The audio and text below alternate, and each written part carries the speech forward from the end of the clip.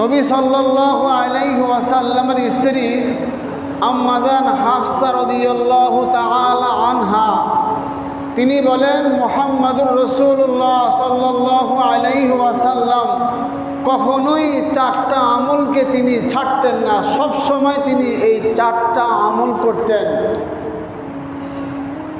1 নম্বর, 10ই মুহররমের রোজা নবীজি রাখতেন। আপনারাও রাখবেন না খিচুড়ি খাইবেন? নবীজি 10ই মুহররমে নবীজি তার জীবনে 4টা আমল কখনো ছাড়তেন নাই। একটা হলো 10ই মুহররমে নবী সাল্লাল্লাহু আলাইহি ওয়াসাল্লাম রোজা রেখেছেন এবং সাহাবায়ে কেরামদেরকে বলছেন, তোমরা রোজা রাখো। আপনারা কি খাইবেন? খিচুড়ি না রোজা? রোজা রাখেন। কেন? আমাদের নবীজি 10ই মুহররম রোজা রাখছে, আমরা রোজা রাখবো।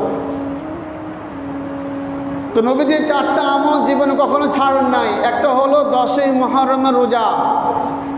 নম্বর 2, জিলহজ মাসের 1 তারিখ থেকে নিয়ে 9ই জিলহজ পর্যন্ত তিনি এই 9টা রোজা তিনি পালন করতেন।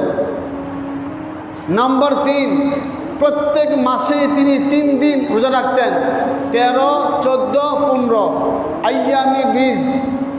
নম্বর 4, ফজরের নামাজের আগে 2 রাকাত সুন্নত নবীজি তার জীবনে কখনোই ছাড়েন নাই। এখন তো আমরা সুন্নত পড়তে প্রায় চাই না, সুন্নত আমরা ছাড়তে চাই, সুন্নত উঠিয়ে দিতে চাই। অথচ নবী তার জিন্দেগির মধ্যে ফজরের নামাজের আগে 2 রাকাত সুন্নত নবীজি কখনো ছাড়েন নাই।